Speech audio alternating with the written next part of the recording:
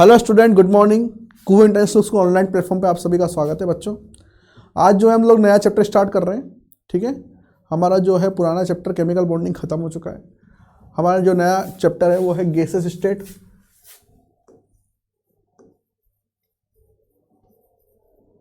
Gaseous state, गैसीय अवस्था।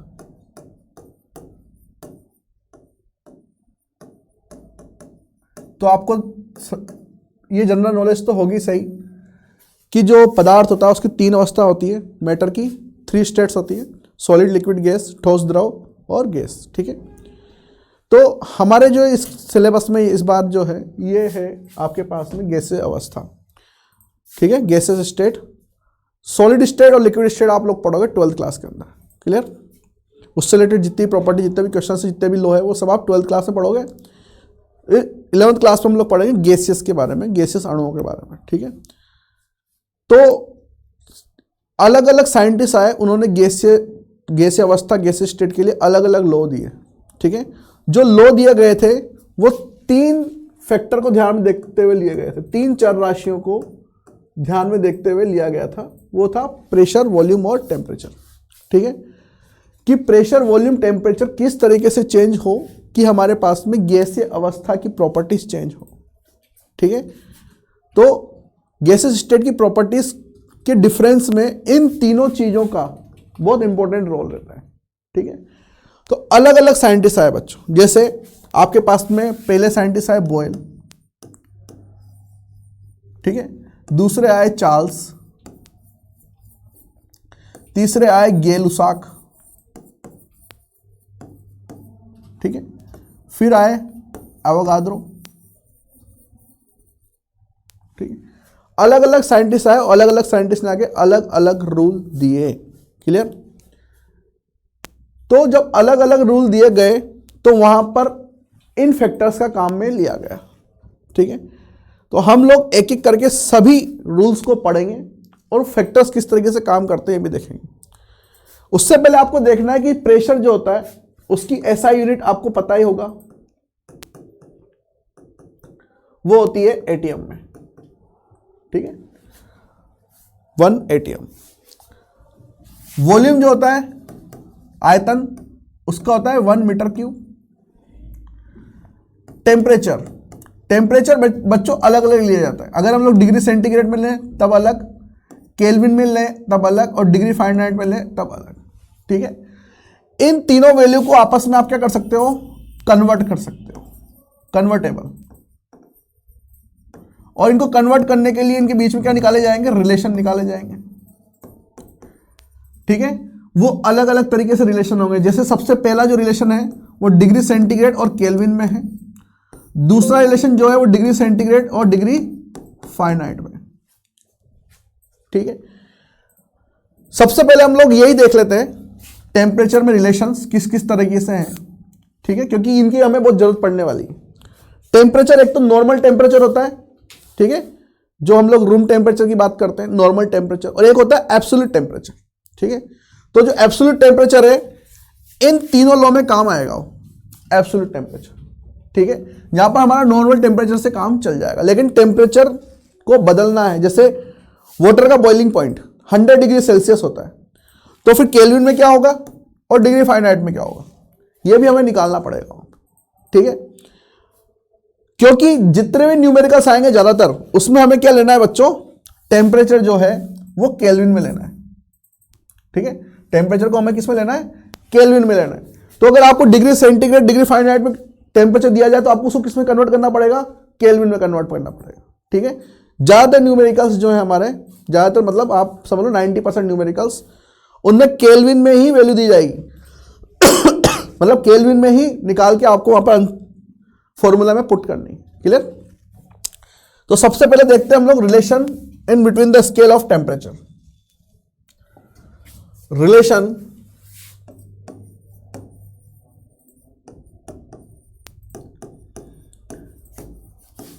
In between the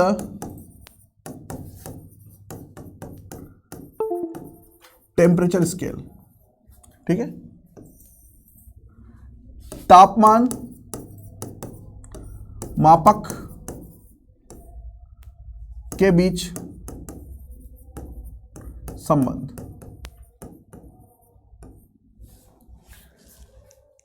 सबसे पहला संबंध है डिग्री सेंटीग्रेड और केल्विन के मध्य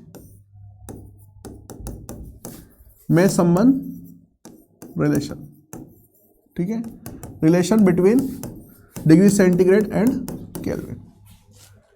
क्या होता है वो देखो, डिग्री सेंटीग्रेड बराबर होता है, केल्विन बराबर होता है डिग्री सेंटीग्रेड प्लस 273.15, और इसको लगभग हम लोग डिग्री सेंटीग्रेड प्लस 273 लिख सकते हैं क्वेश्चंस के अंदर, ठीक है। 0.15 को आप हटा सकते हो न्यूमेरिकल करते वक्त, ठीक है, क्लियर। जबकि प्रैक्टिकल वैल्यू तो यही आती है कि डिग्री सेंटीग्रेड में आप क्या जोड़ दो, 273.15 जोड़ दो तो केल्विन आ जाएगा, ठीक है। जैसे अगर मैं बोलूं फ्रीजिंग पॉइंट ऑफ वाटर या फिर melting point of water,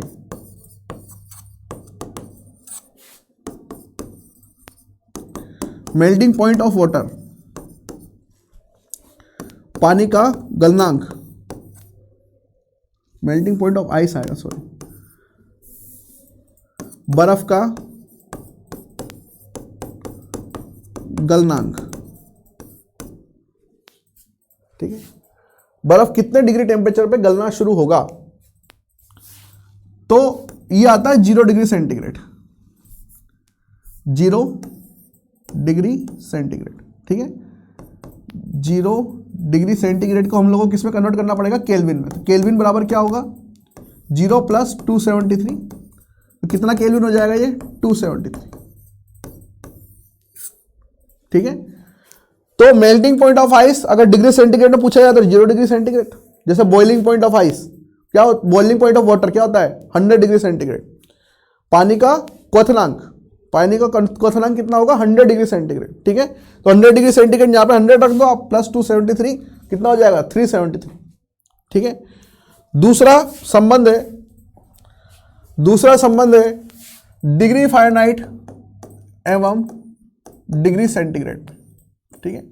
degree Fahrenheit and degree centigrade में रिलेशन कैसे निकाला जाएगा, डिग्री फ़ारेनहाइट बराबर होता है 9/5 डिग्री सेंटीग्रेड प्लस 32, ये संबंध होता है बच्चों, ठीक है। 9/5 डिग्री सेंटीग्रेड प्लस 32, क्लियर। जैसे बिल्कुल वैसा का वैसा बॉइलिंग पॉइंट ऑफ वाटर,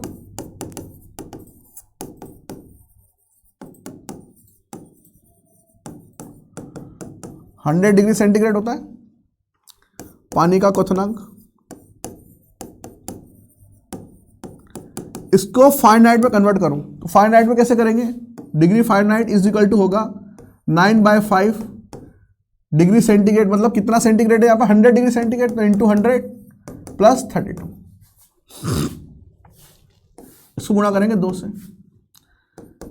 ठीक है। यह आ जाएगा 900 9 टू 18 180 प्लस 32 212 डिग्री फ़ारेनहाइट, ठीक है। तो पानी का क्वथनांक बॉइलिंग पॉइंट ऑफ वाटर आपको पता है 100 डिग्री सेंटीग्रेड होता है। अगर फ़ारेनहाइट में आपसे पूछा जाए, डिग्री फ़ारेनहाइट में आपसे पूछा जाए तो कितना होगा, 212 डिग्री फ़ारेनहाइट, क्लियर। ये संबंध होते हैं 2, लेकिन हमेशा ध्यान रखना there is no relation between Kelvin and degree Fahrenheit, इन दोनों के बीच में कोई डायरेक्ट रिलेशन नहीं है, ठीक है। इन दोनों के बीच में कोई डायरेक्ट रिलेशन नहीं है।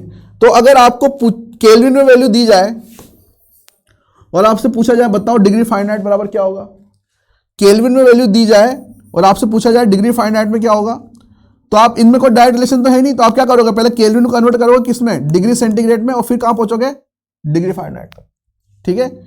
इन दोनों के बीच में कोई डायरेक्ट रिलेशन नहीं है, डिग्री फ़ारेनहाइट में और केल्विन में कोई डायरेक्ट रिलेशन नहीं है, ठीक है। तो इन दोनों को आपस में कन्वर्ट नहीं कर सकते, लेकिन वाया डिग्री सेंटीग्रेड कन्वर्ट कर सकते हो, ठीक है। इसको पहले इसमें कन्वर्ट कर दो, फिर इसको इसमें कन्वर्ट कर दो, क्लियर। तो ये 2 स्केल है जो आप लेकर टेम्परेचर को अलग अलग वैल्यूज में सोल्व कर सकते हैं, ठीक है। इसमें से एक क्वेश्चन निकल के आता है कि एट विच पॉइंट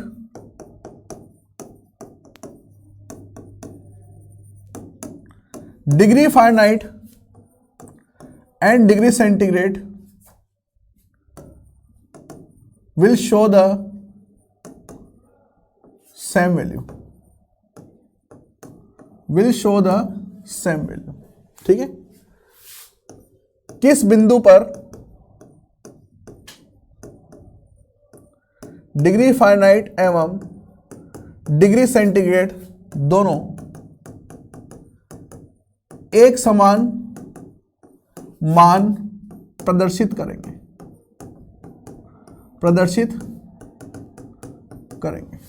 ठीक है। किस बिंदु पर एक समान मान प्रदर्शित करेंगे, eight which point degree Fahrenheit degree centigrade will show the same value, ठीक है। तो आपको ऑप्शन है 100 degree centigrade, 40 degree centigrade, -100 degree centigrade या -40 डिग्री सेंटीग्रेड, ठीक। ये चार ऑप्शन है, आपको सोल्व करना है। तो देखो कैसे सोल्व करोगे। आपके पास एक फॉर्मूला है, degree Fahrenheit is equal to 9/5 degree centigrade plus 32, ठीक है।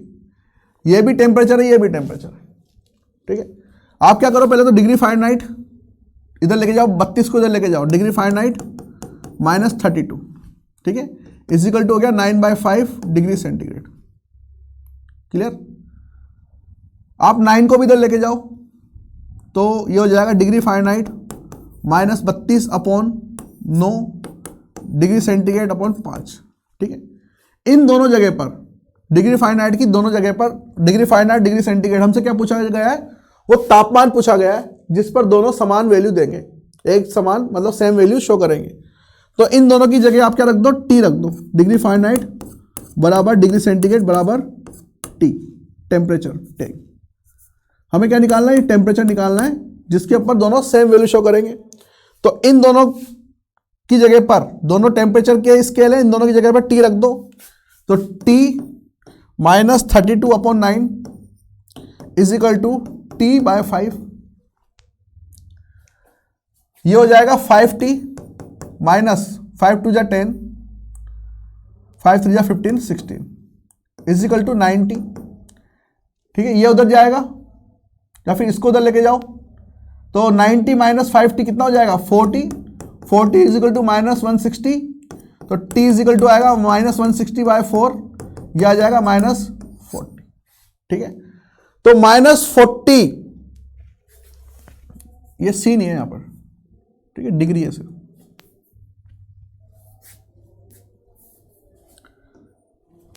-40 ऐसा तापमान, ऐसा टेम्परेचर निकलेगा जहां पर दोनों स्केल सेम वैल्यू शो करेंगे, ठीक है, एक समान वैल्यू, एक समान मान प्रदर्शित करेंगे, ठीक है। तो इसका जो आंसर है वो जाएगा -40। क्लियर है, ठीक है। तो ये क्वेश्चन आया हुआ है जेईई के अंदर, और ये सिर्फ यहीं पर नहीं रुका, ये क्वेश्चन अलग अलग एग्जाम्स में आया हुआ है, जैसे ओलंपियाड्स में आया हुआ है, ये क्वेश्चन NTSC में भी आ चुका है। ये जब आप लोग छोटे बच्चे थे तब आप लोगों ने इनके एग्जाम के नाम सुने होंगे, ठीक है। वहां पर भी इन क्वेश्चंस को दिया, क्योंकि स्केल हर जगह पढ़ाया जाता है, ठीक है। तो ये स्केल जो है, इनमें रिलेशन आपको किस तरीके से निकालना है मैंने आपको बता दिया। अब हम लोग क्या करेंगे, एक एक करके सारे लो देखेंगे, क्योंकि गैसीय अवस्था के जितने भी लो हैं वो किस पे निर्भर कर रहे हैं, प्रेशर, वॉल्यूम और टेम्परेचर पर, ठीक है, दाब, आयतन और तापमान पर। हर जगह पर कुछ ना कुछ यहाँ पर नियत रखा गया है। इनमें से ये जो तीनों चर राशियां हैं, ठीक है, जो तीनों वेरिएबल है, इनमें से किसी ना किसी एक को यहां पर कांस्टेंट रखा गया है, कांस्टेंट रखकर बाकी दो की वैल्यूज निकाली गई है। क्लियर। तो एक एक करके देखते हैं। सबसे पहला हमारे पास में आ जाएगा Boyle's law. Boyle's law, Boyle's law Hindi में इसको बॉयल नियम बोलेंगे।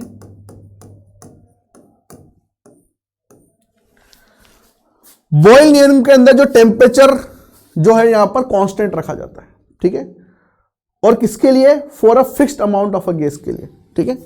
देखो इसका एप्लीकेशन क्या है डेली लाइफ में, वो भी मैं बताऊंगा आपको। पहले आप इसका स्टेटमेंट लिख लो। स्टेटमेंट ये है कि for a fixed amount of a gas, for a fixed amount of a gas at constant temperature, at constant temperature, volume of the gas, volume of the gas is inversely proportional to the pressure of the gas, to the pressure of that gas। इसको हिंदी में लिख लो आप। किसी निश्चित मात्रा की gas के लिए, किसी निश्चित मात्रा की गैस के लिए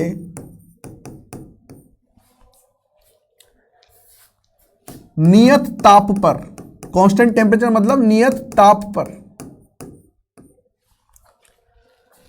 गैस का आयतन, गैस का आयतन उसके दाब के, उसके दाब के व्युत्क्रमानुपाती होता है, व्युत्क्रमानुपाती होता है। ठीक है, किसी निश्चित मात्रा की गैस के लिए नियत ताप पर गैस का आयतन उसके दाब के व्युत्क्रमानुपाती होता है। तो देखो बच्चों, इसका फिर एक अपवाद निकल के आएगा। आप मुझसे बोलोगे सर हम लोग बलून जब फुलाते हैं, गुब्बारा, गुब्बारा इसी तरीके का होता है। जब बलून हम लोग फुलाते हैं, आप बोल रहे हो कि प्रेशर और आयतन एक दूसरे के क्या होगा, मतलब दाब और आयतन, प्रेशर और वॉल्यूम एक दूसरे के व्युत्क्रमानुपाती होगा। लेकिन यहां पर बच्चों मैंने रखा है एट कांस्टेंट टेम्परेचर, मतलब नियत ताप पर। ठीक है सर, आप बोल रहे हो कि कांस्टेंट टेम्परेचर पर प्रेशर और वॉल्यूम एक दूसरे के व्युत्क्रमानुपाती है। लेकिन जब हम लोग बलून फुलाते हैं तो बलून का आयतन बढ़ता जाता है। कब बढ़ता जाता है? जब दाब बढ़ता जाता है। दाब कैसे बढ़ेगा? हम लोग गैस देंगे तो दाब बढ़ेगा। ठीक है, आप मुझसे बोलोगे सर यहां पे तो प्रेशर भी बढ़ रहा है और आयतन भी बढ़ रहा है। ठीक है, मतलब दाब और आयतन दोनों बढ़ रहा है, प्रेशर वॉल्यूम दोनों बढ़ रहा है गुब्बारे के अंदर। तो फिर ऐसा कैसे होगा, ये लॉ कैसे फॉलो होगा? तो हम लोग गुब्बारा फुलाते वक्त ये भूल जाते हैं कि हम लोग वहां पर जो गैस का अमाउंट है, गैस का जो अमाउंट है वो फिक्स नहीं कर रहे, है ना।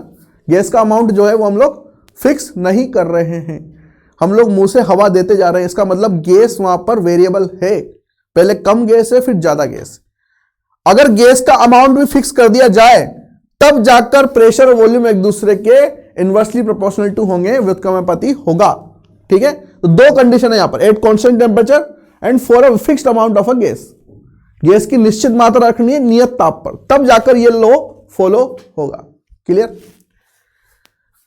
दूसरी बात, इस लॉ का मतलब यह है कि मान लो कोई कंटेनर है और उस कंटेनर में यहां पर कुछ लिक्विड भरा हुआ है। ठीक है, और इसको मैं अगर गैस के ऊपर रखूं, अगर मैं इसको गैस के ऊपर रखूं, चलो अभी गैस नहीं है, अभी आप ध्यान से देखो कि यहां पर प्रेशर P1 और V1 है। ठीक है, अगर मैं यहां पर गैस भी रखूं तो मुझे बताओ कि दाब और ताप एक साथ बढ़ सकता है क्या? प्रेशर भी बढ़ जाए और टेम्परेचर भी बढ़ जाए। सोच के देखो, किसी सिलेंडर को आप गैस के ऊपर रखो, है ना, और सिलेंडर को अगर मैं ऊपर से प्रेशर लगा रहा हूं, सिलेंडर में क्या करूं, ऊपर से प्रेशर लगाऊं और नीचे से गैस भी चालू कर दूं, मतलब टेम्परेचर भी बढ़ाऊं इधर से और उधर से प्रेशर भी बढ़ाऊं, तो उस कंडीशन में क्या होगा बच्चों, ये कंटेनर फूट जाएगा। ये कंटेनर क्या होगा? फूट जाएगा। क्यों फूट जाएगा? क्योंकि दोनों ही चीजें एक साथ बढ़ नहीं सकती यहां पर। ठीक है, तो मुझे क्या करना पड़ेगा, इस टेम्परेचर को कांस्टेंट करना पड़ेगा। मतलब कि मैं यहां पर टेम्परेचर सिर्फ एक ही टेम्परेचर ले सकता हूं, या तो मैं यहां पर T बराबर 25 डिग्री सेंटीग्रेड ले लूं, T बराबर 37 डिग्री सेंटीग्रेड ले लूं। ठीक है, मतलब जो भी टेम्परेचर लो आप उसको फिक्स कर दो, ठीक है, कांस्टेंट कर दो। मतलब हर एक पॉइंट पर, कांस्टेंट का मतलब ये होता है हर एक पॉइंट पर जब आप चेक करो तो प्रेशर और वॉल्यूम एक दूसरे के इनवर्सली प्रोपोर्शनल टू होने चाहिए। ठीक है, ये मतलब होता है किसका, बॉयल्स लॉ का। क्लियर?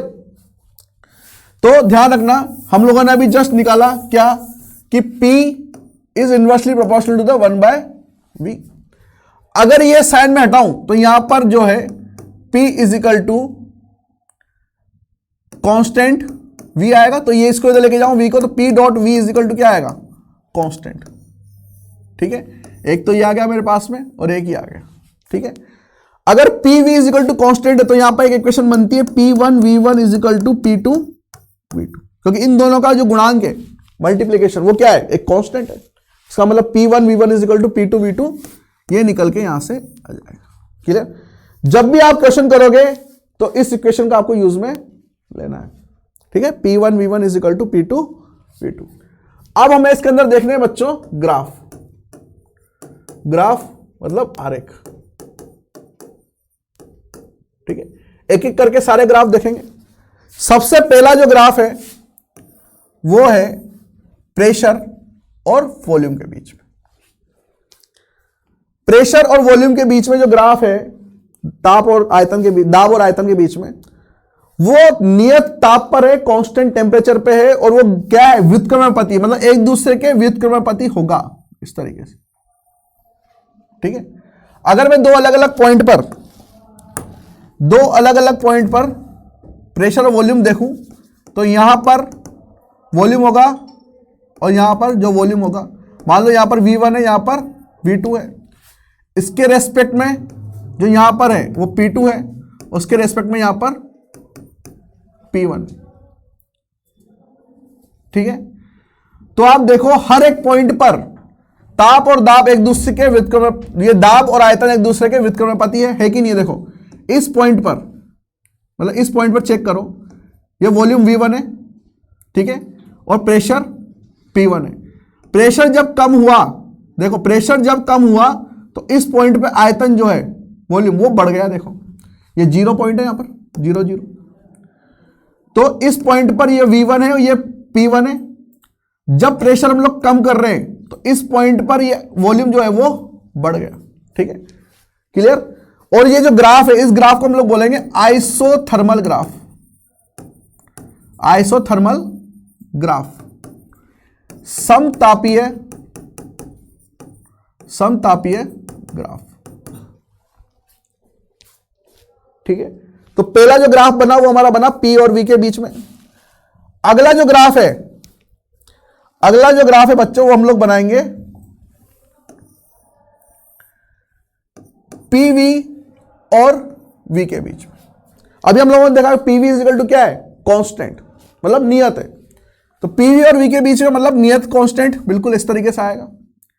ठीक है, तो यहां पर भी T इज इक्वल टू क्या आएगा, कांस्टेंट आएगा, नियत। मतलब ये ग्राफ भी क्या है, आइसोथर्मल है, समतापीय।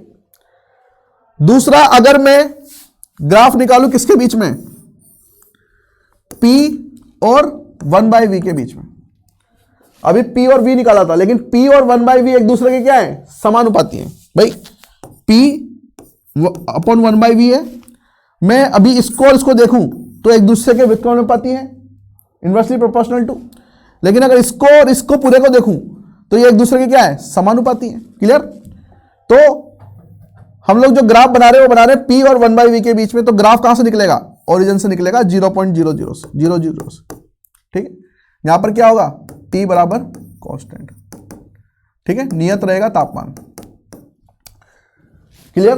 तो 1/V और P के बीच में ये ग्राफ बनेगा।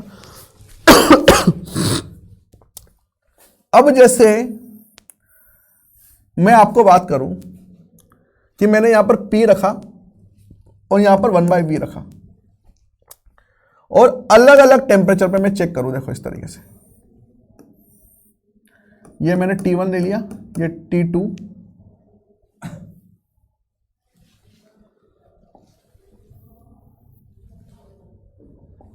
T2 और T3, ठीक है, P और 1/V, और मुझे ये ग्राफ दिया गया है, क्वेश्चन ही ले लो इसको, ये ग्राफ दिया गया है और मुझसे पूछा गया है कि बताओ relation between T1, T2 and T3, मतलब T1, T2, T3 में क्या संबंध है, ठीक है, इन तीनों में क्या संबंध निकल के आएगा। तो देखो क्या संबंध निकल के आएगा, ये तीनों ही ग्राफ किससे निकल रहे हैं बच्चों, 0, 0 से निकल रहे हैं यहां पे, ठीक है। अब जब भी मुझे इस तरीके के क्वेश्चन सोल्व करने हैं बच्चों, अभी आगे भी आएंगे, ध्यान रखना, जब भी मुझे इस तरह के क्वेश्चन सोल्व करने हैं तो मैं क्या करूं, इन दोनों में से भी किसी एक, अब ये तीनों बदल रहे हैं, अलग अलग टेम्परेचर है, इसका मतलब इन दोनों में से किसी एक को कांस्टेंट कर दो। अगर मुझे इस क्वेश्चन को सोल्व करना है तो इन तीनों में रिलेशन बताना है, तो इसका मतलब इन दोनों में से किसी एक को कांस्टेंट कर दो। तो मैं क्या करूं, यहां पे देखो ये कांस्टेंट की लाइन खींच दूं बिल्कुल सीधी, और इन तीन अलग अलग बिंदुओं पर, अगर मैं तीन अलग अलग बिंदुओं पर आयतन देखूं, ये देखो, तो ये है 1/, ये T3 के रेस्पेक्ट में 1/V3, ये है 1/V2 और ये है 1/V1, है कि नहीं। देखो T3 के रेस्पेक्ट में ये बिंदु 1/V3 होगा, T2 के रेस्पेक्ट में ये बिंदु 1/V2 होगा, और T1 के रेस्पेक्ट में ये बिंदु 1/V1 होगा। अब मुझे बताओ इन तीनों में सबसे बड़ा कौन है, 1/V3। देखो 0 से सबसे दूरी पर यही है, तो 1/V3 is greater than 1/V2 is greater than 1/V1 है। अगर मैं इसका उल्टा करूं, इसको डिवाइड कर दूं 1 से, तो V1 किससे बड़ा हो जाएगा, V2 से, और फिर V3 सबसे बड़ा हो जाएगा। साइन जस्ट उल्टे हो जाएंगे ना। देखो 1/V3 यहां पे देखो सबसे बड़ा है, इस जगह पर है, फिर ये यहां पर है, ये यहां पर है। तो अगर मैं उल्टा करूं तो V3 सबसे छोटा हो जाएगा और V1 सबसे बड़ा हो जाएगा, ठीक है। और V1 के रेस्पेक्ट में ये टेम्परेचर यहां पे कितना है, T1, तो T1 जो है वो सबसे बड़ा हो जाएगा। फिर V2 के रेस्पेक्ट में यहां पे टेम्परेचर कितना है, T2 उससे बड़ा हो जाएगा, और फिर T3 सबसे छोटा हो जाएगा, ठीक। तो जिस तरीके से क्वेश्चन दिया हुआ है बिल्कुल वैसे ही सोल्व करना है। ये सब आइसोथर्मल ग्राफ दिए हुए हैं, समतापीय, ये प्रेशर है, ये 1/V है। तो 1/V के लिए हम लोग क्या करेंगे, प्रेशर को कांस्टेंट कर देंगे, मतलब इन तीनों में रिलेशन निकालने के लिए मैंने प्रेशर को यहां पे कांस्टेंट कर दिया, और इस हर एक पॉइंट पर जहां पर ये प्रेशर और टेम्परेचर और वॉल्यूम मिल रहा है, मतलब प्रेशर और वॉल्यूम मिल रहा है, वहां पर टेम्परेचर मुझे निकालना है, ठीक है। तो इस पॉइंट पर T3 के रेस्पेक्ट में कितना है, ये 1/V3 है, इसके रेस्पेक्ट में क्या है 1/V2, और इसके रेस्पेक्ट में क्या है 1/V1। तो 1/V3 सबसे बड़ा है। अगर जैसे इसका उल्टा करें, क्योंकि मुझे किस में निकालना है, T1, T2, T3 में निकालना है, 1/T1, 1/T2, 1/T3 में नहीं निकालना। किस में निकालना है, T1, T2, T3। तो मुझे इसके लिए क्या चाहिए, V1, V2, V3 चाहिए, ठीक है। तो 1/V3 सबसे बड़ा है, तो 1/V3 को जब उल्टा करेंगे तो V3 क्या होगा, सबसे कम हो जाएगा, मैथ से एक तरीके से, ठीक है। तो V3 सबसे कम हो गया, V1 सबसे बड़ा हो गया। तो V1 के रेस्पेक्ट में टेम्परेचर कितना है, T1, V2 के रेस्पेक्ट में टेम्परेचर कितना है, T2, V3 के रेस्पेक्ट में टेम्परेचर कितना है, T3। तो T1 is greater than T2 then T3, ठीक है। इस टाइप के क्वेश्चंस आपके एग्जाम में आ सकते हैं और आए हुए भी हैं, ठीक है। तो ये बॉयल्स लॉ था, क्लियर। क्वेश्चंस जो है हम लोग कुछ लॉ पढ़ने के बाद में एक साथ में कर लेंगे, ठीक है। तो बच्चों आज के लिए इतना ही, कल फिर मिलते हैं चार्ल्स लॉ के साथ में। Thank you very much.